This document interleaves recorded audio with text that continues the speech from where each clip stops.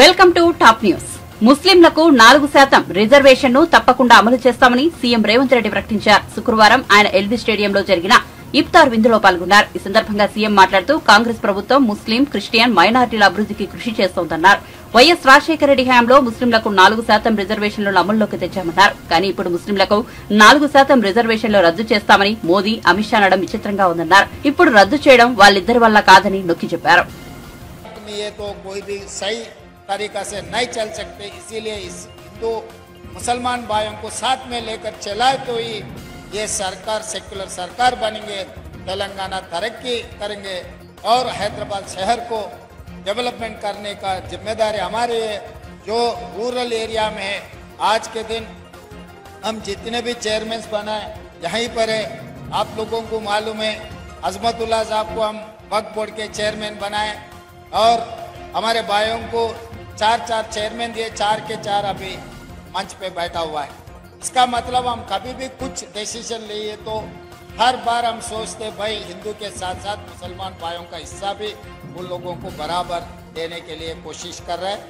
और मैं साफ कह रहा हूँ 4% रिजर्वेशन के लिए माइनॉरिटी टीम्स को स्कूल्स के अच्छे बिल्डिंग्स बनाने के लिए हम फंड्स भी रिलीज कर दिए और एजुकेशन के लिए आपको जो ज़रूरी है हर गरीब को एजुकेशन में हम लोग माइनॉरिटी टीम्स में अच्छे सुझाव लेकर हम आगे जाएंगे।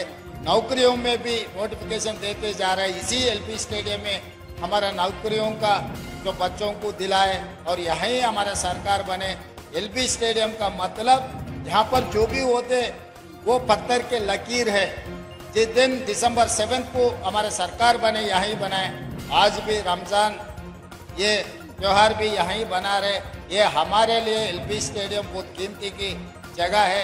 आप लोगों को सबसे मिलकर हम बहुत खुशी हो गए। पहले जुम्मा में रमज़ान ईद हम बना रहे सबको, और एक बार मैं ईद मुबारक देते हुए यहीं ख़त्म करता हूँ मेरा 2 शब्द। धन्यवाद मित्रों।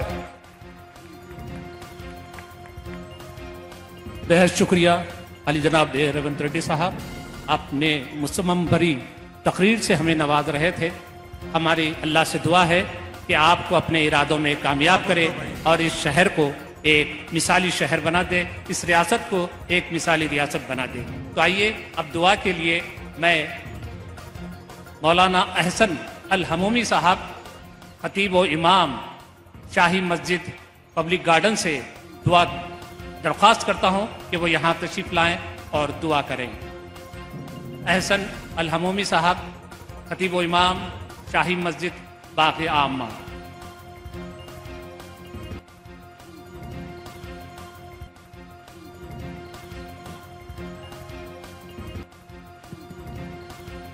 अल्हम्दुलिल्लाहि रब्बिल आलमीन। अल्लाहुम्मा सल्लि अला सय्यिदिना मौलाना मुहम्मदिन व अला आलिहि व अस्हाबिहि अजमाईन। अल्लाहुम्मा रब्बना तक़ब्बल मिन्ना अस्सलात वस्सियाम वल्क़ियाम वहशुरना फ़ी ज़ुमरति खैरिल अनाम। अल्लाहुम्मा इफ़्तह लना बिल खैर वख्तिम लना बिल खैर वजअल अवाक़िब उमूरिना बिल खैर बियदिकल खैर इन्नका अला कुल्लि शैइन क़दीर। ऐ अल्लाह, रमज़ानुल मुबारक में हमारी नमाज़ों को कबूल फरमा, हमारे रोज़ों को कबूल फरमा, हमारी इबादतों को कबूल फरमा, हमारी दुआओं को कबूल फरमा। परवरदिगार, ये रियासत को मालिक अमन व अमान और मोहब्बत का गहवारा बनाए रखना। परवरदिगार, नफ़रतों से इस रियासत को महफूज रखना। इस रियासत की तरक्की रोज़ बरोज़ मालिक तरक्की अता फरमाना। मौला, इस रियासत को जो नई हुकूमत आपने अता फरमाई है, परवरदिगार आप अपनी मर्जी से और अपने करम से मालिक खैर और भलाई के काम इनसे लेना। परवरदिगार मज़ीद ताकत व क़ुव्वत अता फरमाना। मालिक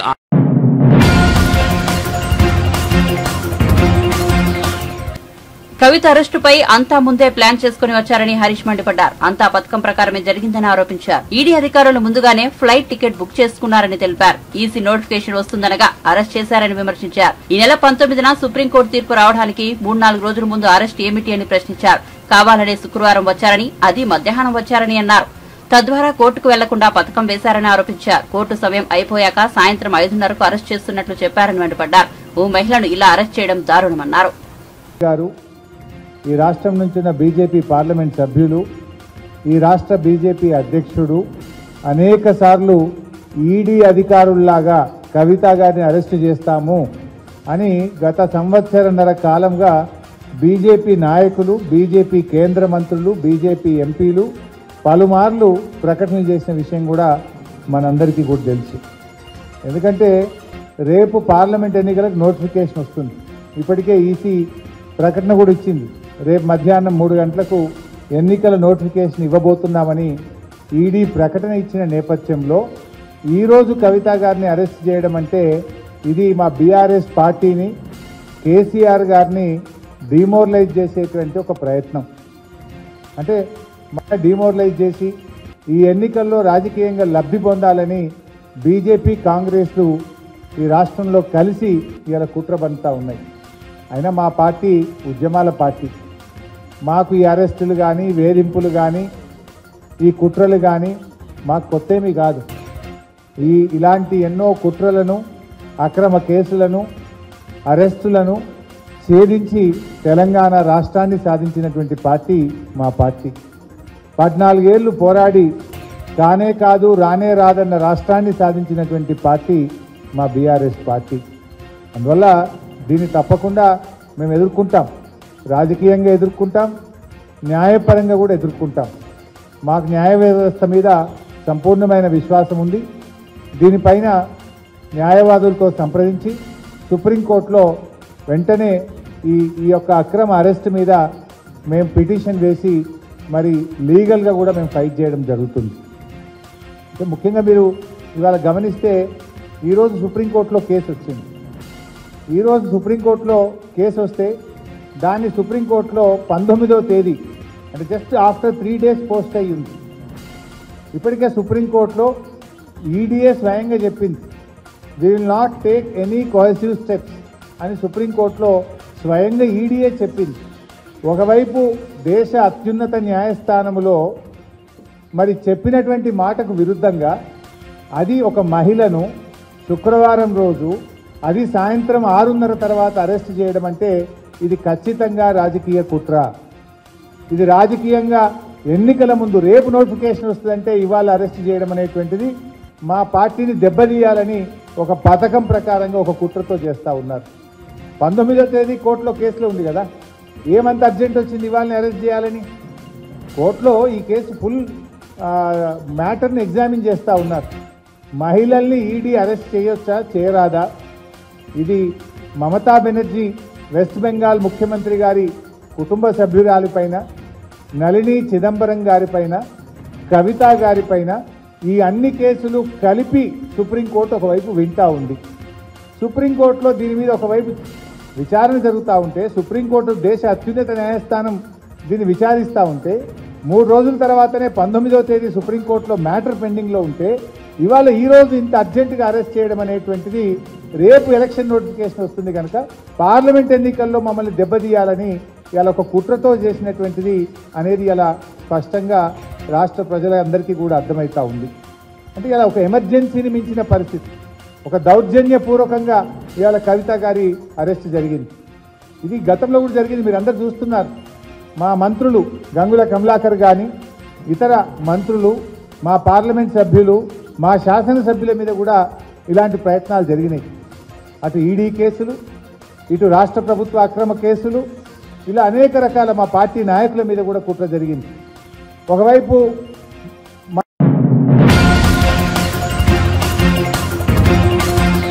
మంగళగిరిని నెంబర్ 1 గా తీర్చిదిద్దడమే లక్ష్యమన్న యువనేత నారా లోకేష్ నినాదంతో నియోజకవర్గంలో వలసల పరంపర కొనసాగుతోంది.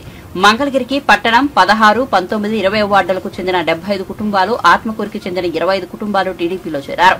యువనేత నారా లోకేష్ శుక్రవారం ఉండవల్లిలోని తన నివాసంలో పసుపు కండువా కప్పి వారందరినీ పార్టీలోకి ఆహ్వానించారు. పట్టణానికి చెందిన కోధమల సైమన్ ఆధ్వర్యంలో జొన్నాదుల శివశంకర్, సాయి ప్రసాద్, చిక్కా బాలసూర్యకుమార్, వాకా మాధవ్ ఆధ్వర్యంలో 70 కుటుంబాలు, బట్టా శివానంద శాస్త్రి, చెల్లూరి సత్యనారాయణ ఆధ్వర్యంలో దామర్ల శివశంకర్, వీరస్వామితో పాటు 25 కుటుంబాలు, ఆత్మకూరు నుంచి పులివర్తి సుందరయ్య ఆధ్వర్యంలో వేమూరి మోహన్, కంబంపాటి చందు, కుపంటి ప్రేమ్ కుమార్, వేమూరి ప్రభుదాస్తో పాటు 30 కుటుంబాలు లోకేష్ సమక్షంలో పార్టీలో చేరారు.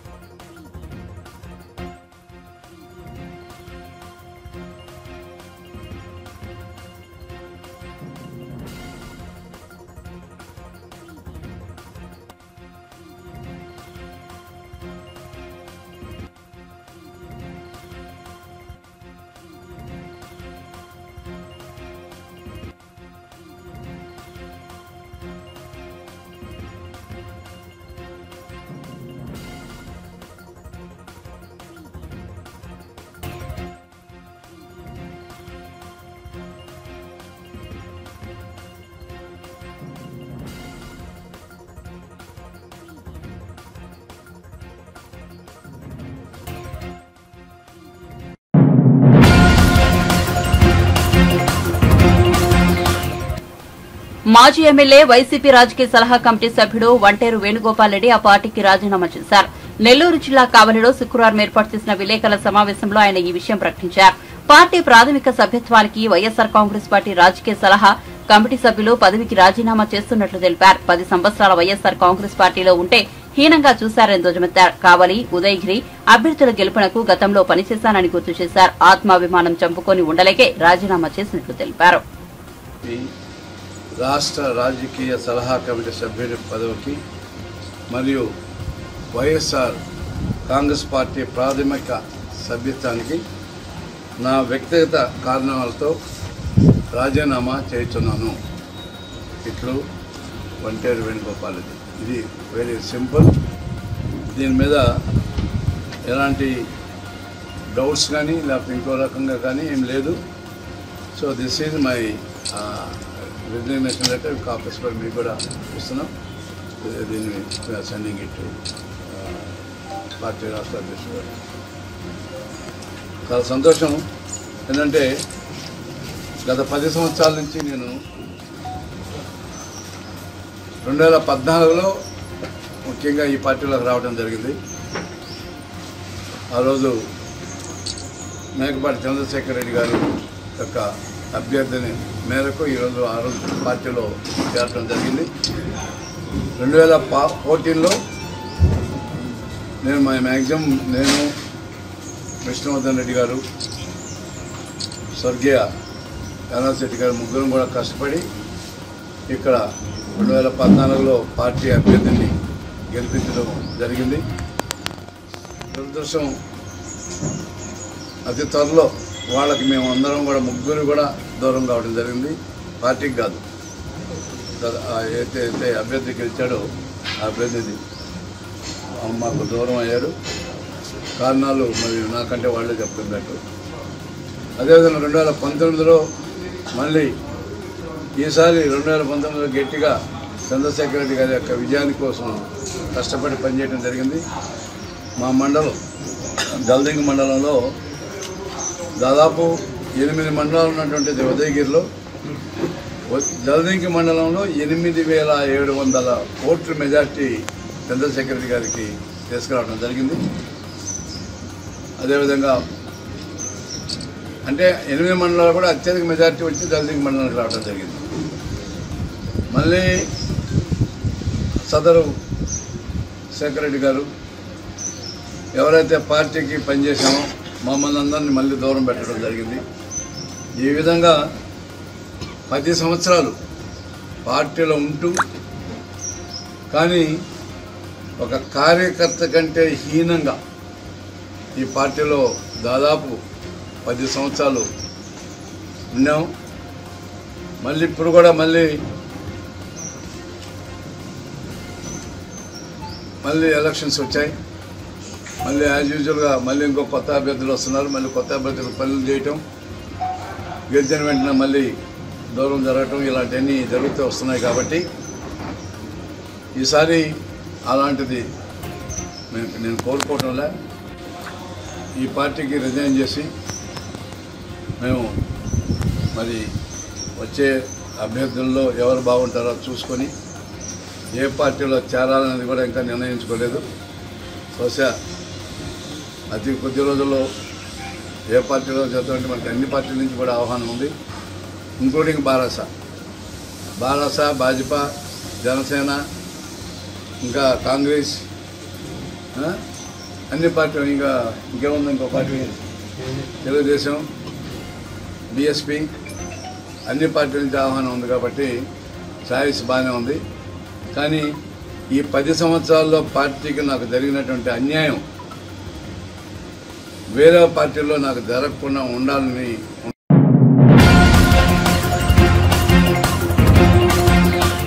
ప్రజాగలం సభ చరిత్ర సృష్టించే సభ అని జనసేన పీఎస్సీ చైర్మన్ నాదెళ్ల మనోహర్ అన్నారు. ఈ నెల 17న చిలకలూరిపేట మండలం బొప్పూడిలో బీజేపీ, టీడీపీ, జనసేన సభ జరగనుంది. ఈ సభ ఏర్పాట్లను ఆయన శుక్రవారం పరిశీలించారు. ఈ సందర్భంగా నాదెళ్ల మనోహర్ మాట్లాడుతూ దుర్మార్గ పాలనను ఇంటికి పంపే సభ ప్రజాగలమని ఆయన వ్యాఖ్యానించారు. ప్రతి కుటుంబాన్ని ఆదుకునే విధంగా కూటమి ప్రభుత్వ పాలన ఉంటుందని తెలిపారు. రాష్ట్రానికి త్వరలో మంచి రోజులు రానున్నాయని పేర్కొన్నారు.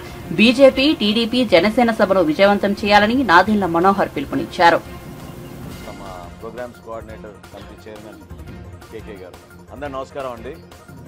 జూన్ 5వ తారీఖున పవన్ కళ్యాణ్ గారు మంగళగిరిలో సభలో 3 ఆప్షన్ల గురించి మాట్లాడారు. మొదటి ఆప్షన్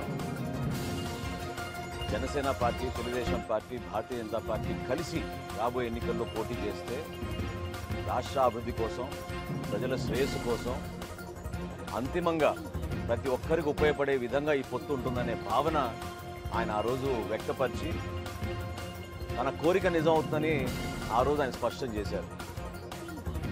10న ప్రధానమంత్రి గారు స్వయంగా వచ్చి చంద్రబాబు నాయుడు గారి నాయకత్వంలో, పవన్ కళ్యాణ్ గారి నాయకత్వంలో ఏ విధంగా రాబోయే రోజుల్లో ఒక చక్కటి ప్రభుత్వం మన ఆంధ్రప్రదేశ్లో ఏర్పాటు చేసి ఈ ఏదైతే నిర్ణయం తీసుకున్నారో దానికి ప్రతి ఒక్కరు కూడా ఆశీర్వదించే విధంగా, ప్రతి ఒక్కరు పాల్గొనే విధంగా అన్ని ప్రాంతాల నుంచి మా నాయకులు అందరూ కూడా కలిసికట్టుగా ఉమ్మడి సభగా భావించి అందరం కూడా ఒక మంచి వాతావరణంలో ప్రతి ఒక్కరూ వచ్చి ఈ సభలో పాల్గొనే విధంగా, ఎందుకంటే తప్పకుండా రాబోయే రోజుల్లో ప్రతి కుటుంబానికి ఆదుకునే విధంగా, ప్రతి తెలుగువాడు గర్వపడే విధంగా ఒక మంచి ప్రభుత్వం ఏర్పాటు చేయడమే కాకుండా జాతీయ స్థాయిలో నరేంద్ర మోడీ గారి నాయకత్వం ఎంతో అవసరమని భావించి ఈ పొత్తును ఖరారు చేసుకున్నప్పుడు ఒక మేలు జరుగుతుంది మనకు ఆంధ్రప్రదేశ్కి. మనకి పెట్టుబడులు వస్తాయి, ఉద్యోగ అవకాశాలు వస్తాయి, యువతకు భవిష్యత్తు ఉంటుంది అనే నమ్మకంతో మనం ముందుకెళ్తున్నాం. అద్భుతమైన ఏర్పాట్లు జరుగుతున్నాయి స్థానికంగా పెద్దలు పుల్లారావు గారి ఆధ్వర్యంలో. అదేవిధంగా లోకల్గా ఉన్న మా జనసేన పార్టీ నాయకులు, జిల్లా నాయకులు అందరూ కూడా కలిసికట్టుగా ఈ కార్యక్రమాన్ని విజయవంతం చేయడానికి అహర్నిశలు మేము కృషి చేస్తున్నాం. డిపార్ట్మెంట్ అధికారులు కూడా మేము ప్రత్యేకంగా రిక్వెస్ట్ చేస్తున్నాం, దయచేసి సహకరించండి. రేపటి రోజున ఈ కోడ్ రాబోతోంది. ఎన్నికల కోడ్ వచ్చే వరకు ఈ ప్రభుత్వం ఏ విధంగా ప్రజల్ని ఇన్ని రోజులు ఇబ్బంది పెట్టిందో వాటిని అన్నింటినీ అధిగమించి ప్రజాస్వామ్యబద్ధంగా ప్రతి ఒక్కరూ ఎన్నికల్లో పాల్గొనే విధంగా, సమానంగా అందరికీ హక్కులు వచ్చే విధంగా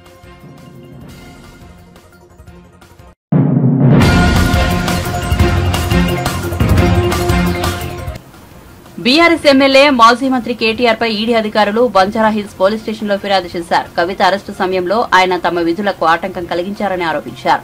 ఈ మేరకు ఈడీ మహిళా అధికారి ప్రియా మీనా బంజారాహిల్స్ పోలీసులకు ఫిర్యాదు చేశారు. కవిత అరెస్టు సమయంలో ఈడీ అధికారులపై కేటీఆర్ పలు ప్రశ్నలు సంధించిన విషయం తెలిసిందే. సుప్రీంకోర్టులో కవిత పిటిషన్ పెండింగ్ లో ఉండగా ఎలా అరెస్టు చేస్తారని ఆయన ప్రశ్నించారు. కవితను అరెస్టు చేయబోమని సుప్రీంకోర్టుకు చెప్పి ఇప్పుడెలా ఆమెను అదుపులోకి తీసుకున్నారని ప్రశ్నించారు. శని, ఆదివారాలు కోర్టుకు సెలవని తెలిసే శుక్రవారం అరెస్ట్ చేసేందుకు వచ్చారని కేటీఆర్ ఆరోపించారు. ఇందుకు సంబంధించిన వీడియోలు ప్రసార మాధ్యమాల్లో బాగా వైరల్ అయ్యాయి.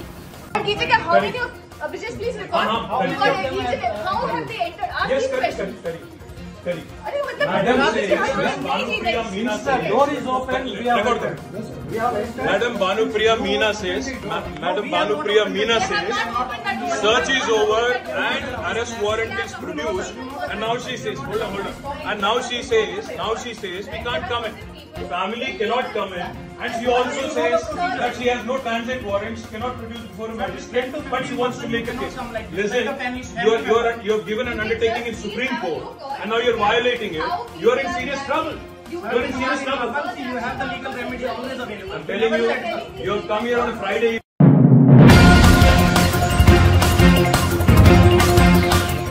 బీఆర్ఎస్ ఎమ్మెల్సీ కవిత నివాసంలో ఈడీ చేపట్టిన సోదాలు పలు అనుమానాలకు తావిస్తున్నాయని మంత్రి కోమటిరెడ్డి వెంకటరెడ్డి అన్నారు. ఎన్నికల నోటిఫికేషన్ వేళ సోదాలు ఎవరి కోసమని ప్రశ్నించారు. బీఆర్ఎస్ బీజేపీ నేతలు గల్లీల్లో కొట్టుకుంటున్నారు, ఢిల్లీలో దోస్తీ చేస్తారని ఎద్దేవా చేశారు. ఫ్యామిలీ మీద మేము 10 ఏళ్లకెళ్ళి మొత్తుకుంటాం. 7 లక్షల కోట్లు అప్పు చేసి ఇవాళ లక్షల కోట్లకు పరిగెత్తిన కేసీఆర్ కుటుంబాన్ని ఎందుకు కాపాడుతున్నాం మోడీ అంటే ఒక్క మాట మాట్లాడలేదు. కొన్ని ఎన్నికల నోటిఫికేషన్ 3 గంటలకు వస్తుంటే ఇవాళ కవిత ఇంటి మీద ఇన్కమ్ ట్యాక్స్, ఈడీ, సిబిఐ పోలీసులు దాడి చేసి రేపు ఎల్లుండి అరెస్ట్ చేసే ప్రయత్నం. అరెస్ట్ చేస్తే ఏంటంటే ప్రభుత్వ వ్యతిరేకతను మేము బీఆర్ఎస్ ఓటు బ్యాంక్ గుంజుకుంటే 3-4 సీట్లు వస్తాయని మోడీ గారి ఆశ, అమిత్ షా గారి. మేము ఎప్పుడో చెప్పినాం.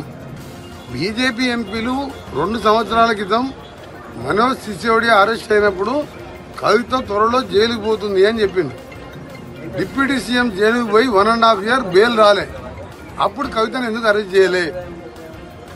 అరెస్ట్ చేస్తున్నామని బీజేపీ ఎంపీలు చెప్పిండు. బండి సంజయ్, కిషన్ రెడ్డి రేపే కవిత అరెస్టు. ఏమైంది?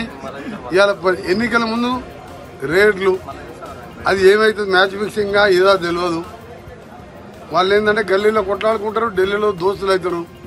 అందుకనే మాది కాంగ్రెస్ పార్టీ, సెక్యులర్ పార్టీ. మొన్న మీరు ఎన్ని వేల కోట్లు ఖర్చు పెట్టినా ఒక్కొక్క సీటు 60-70 వేలతో గెలిచినాం. మళ్ళా రేపు తెలంగాణలో 14 సీట్లు గెలుస్తాం. ఇండియా కూటమి, రాహుల్ గాంధీ ప్రధానమంత్రి అవుతుండు. సెక్యులర్ దేశంలో సెక్యులర్ భావాలు కన్నా పార్టీనే పాలిస్తుంది, అందరినీ సమానంగా చూస్తుంది. అదే ఒకటే మా టార్గెట్.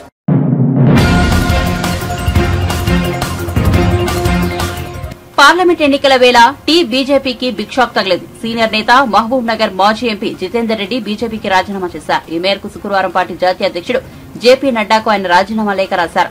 బీజేపీకి గుడ్ బై చెప్పిన జితేందర్ రెడ్డి శుక్రవారం కాంగ్రెస్ పార్టీలో చేరారు.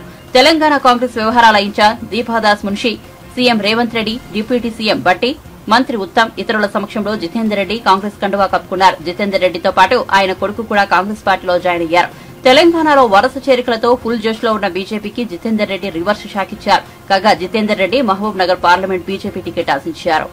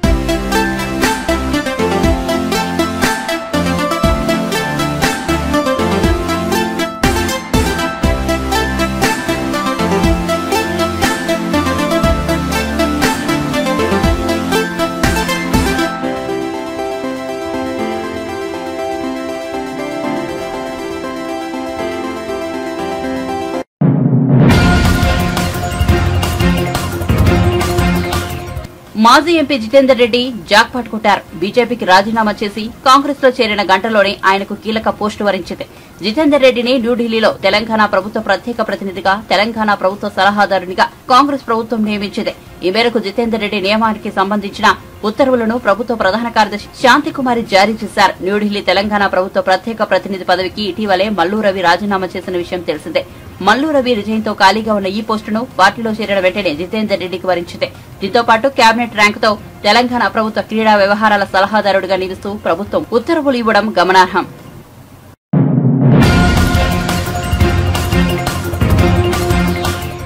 ఆదివాసీ గిరిజనులకు 5 రూపాయలకే భోజనాన్ని అందించనున్నట్టు ఉమ్మడి ఆదిలాబాద్ జిల్లా ఇన్ఛార్జ్ మంత్రి సీతక్క చెప్పారు. శుక్రవారం ఆమె ఉట్నూరులోని గిరిజన భవన్లో గిరిజన క్యాంటీన్ ప్రారంభించారు. ఉమ్మడి జిల్లాలోని ఏజెన్సీ ప్రాంతాలకు చెందిన ఆదివాసీలు గిరిజనులు స్వయం సమృద్ది సాధించేలా ప్రభుత్వం కృషి చేస్తోందన్నారు. గిరిజన క్యాంటీన్ ద్వారా కొంతమంది కోలాం గిరిజనులకు ఉపాధి లభిస్తోందన్నారు. గిరిజన క్యాంటీన్లో రోజు మధ్యాహ్నం 12 గంటల నుంచి 2 గంటల వరకు 5 రూపాయలకే ప్లేట్ భోజనం లభిస్తోందన్నారు. ఆయా పనుల కోసం మండల కేంద్రానికి వచ్చే వాళ్లకు ఉపయోగకరంగా ఉంటుందన్నారు. క్యాంటీన్ శాశ్వత షెడ్డు కోసం టెండర్లు పిలవాలని అధికారులను ఆదేశించారు.